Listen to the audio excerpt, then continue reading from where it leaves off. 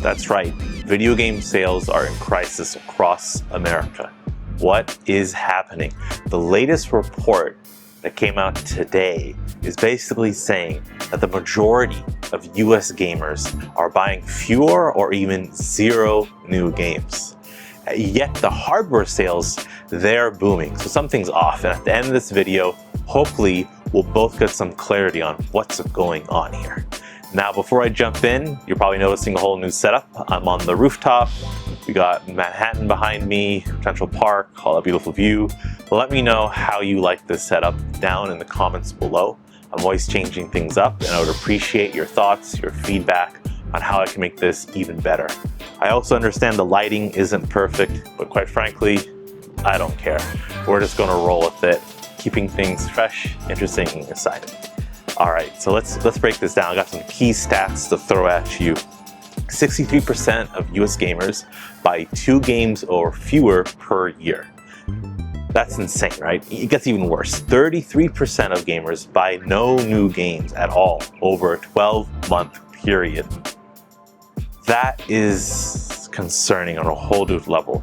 Now, if you're a developer, that means your buyer pool just shrank. If you're a publisher, that means you need a new strategy. It's not working.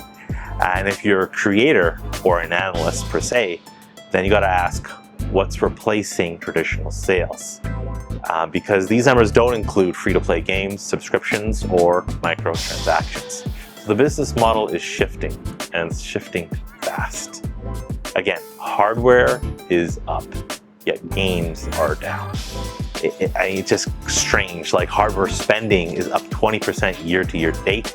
That's around $3 billion, and it's probably largely thanks to the new Nintendo Switch 2. And that thing is selling like crazy, but we're seeing a bunch of videos that are basically articulating that there's no games, or there's not enough games for that new system, despite it coming out only a few months ago.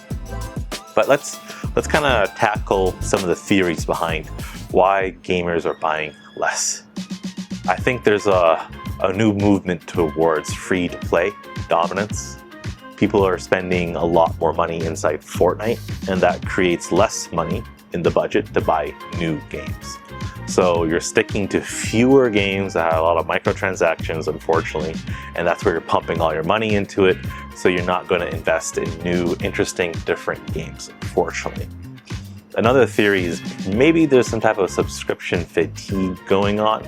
You got Game Pass, you got PlayStation Plus, you got Apple Arcade.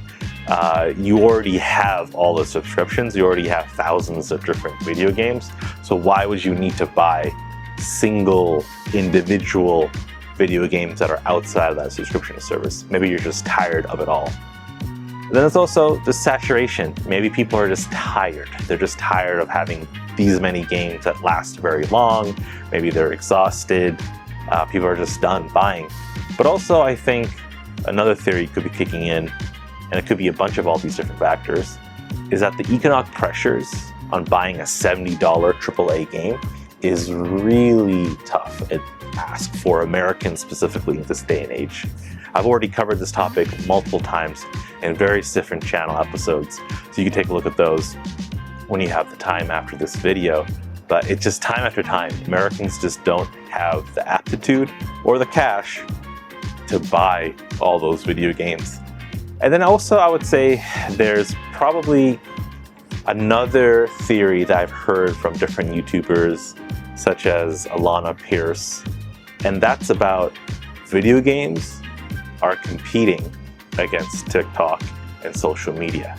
Everyone is competing for your time. And right now, people may be willing to scroll through TikTok and doom scroll on Instagram Reels for 40, 50 minutes rather than play an actual Nintendo Switch 2 game. That could also be happening. At the end of the day, we have 24 hours.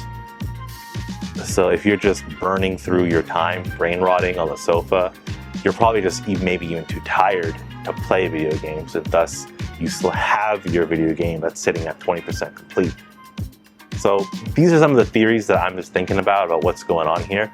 It is pretty concerning because we want people to invest in different types of video games. The developers can make better and more interesting and diverse games, so we can always have fun. We don't want multiple Fortnite experiences that are just a bunch of microtransactions. At least I don't. Let me know down in the comments below what your thoughts are. Why aren't you buying more video games? When was the last time you bought a video game? Just let us know. I mean, I have the new Nintendo Switch 2, so I bought the latest game I bought is Donkey Kong Bonanza, which has been wonderful. You can expect a review on that later. Make sure you subscribe so you can catch that review. And honestly, my philosophy is I don't get a new game unless I complete a game. So I completed Final Fantasy VII Rebirth on PlayStation 5. Thus, I can now get the new Pokemon Legends A to Z game that's coming out October 16th. That's just my justification. It's kind of like getting new books. I'd rather prefer to finish my books and then get new ones. At least I'd try. So, buying a new game every month, that model seems to be disappearing. Maybe we're entering a recession, maybe we already are in a recession.